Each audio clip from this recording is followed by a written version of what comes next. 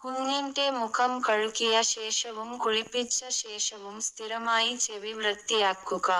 എങ്ങനെയാണ് കുഞ്ഞിന്റെ ചെവി വൃത്തിയാക്കേണ്ടത്? ഏതാനും തുള്ളി ബേബി എണ്ണ സാവധാനം നീക്കം ചെയ്യാൻ സഹായിക്കുന്നു. ആഴ്ചയിൽ ഒരിക്കൽ കുഞ്ഞിന്റെ ചെവി വൃത്തിയാക്കുക. ആക്കുന്നതിന് കോട്ടൺ ബഡ്സുകൾ ഉപയോഗിക്കരുത്. നിങ്ങൾ ചെവിക്കായം കൂടുതൽ ഉള്ളിലേക്ക് തള്ളുകയായിരിക്കും ഇതുമൂലം ചെയ്യുക. ചെവിക്കായം വളരെയധികം ആവുന്നത് ചെവി അടയുന്നതിനും കുഞ്ഞിന്റെ കേൾവി ശക്തിയെ ബാധിക്കുന്നതിനും കാരണമായേക്കാം. നിങ്ങൾക്ക് സുരക്ഷിതമായി നീക്കം ചെയ്യാവുന്നതിൽ അധികം ചെവിക്കായം ഉണ്ടെങ്കിൽ നിങ്ങൾ ഡോക്ടറുടെ സഹായം തേടേണ്ടതാണ്. ആക്കുന്നതിനു മുമ്പ് എന്തെല്ലാം ശ്രദ്ധിക്കണം? നിങ്ങളുടെ കുട്ടിയുടെ ചെവി വൃത്തിയാക്കുന്നതിന് മുമ്പ് നന്നായി പരിശോധിക്കുക. ചെറിയ മുത്ത് പോലെയുള്ള വസ്തുക്കൾ എന്തെങ്കിലും ഉള്ളിൽ കണ്ടാൽ അവ നിങ്ങൾ നീക്കം ചെയ്യാൻ ശ്രമിക്കരുത്.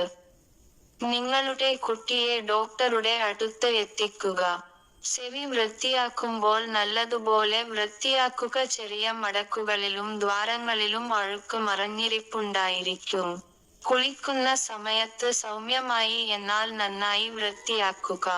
ചെവിയുടെ വെളിയിൽ നിന്നും പിന്നിൽ നിന്നും അഴുക്ക് നീക്കം ചെയ്യാൻ മൃദുവായ തുണി ഉപയോഗിക്കുക.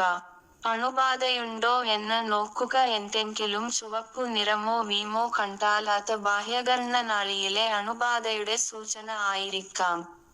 അസ്വാഭാവികമായി എന്തെങ്കിലും കണ്ടെത്തിയാൽ ഡോക്ടറെ സഹായം തേടുക.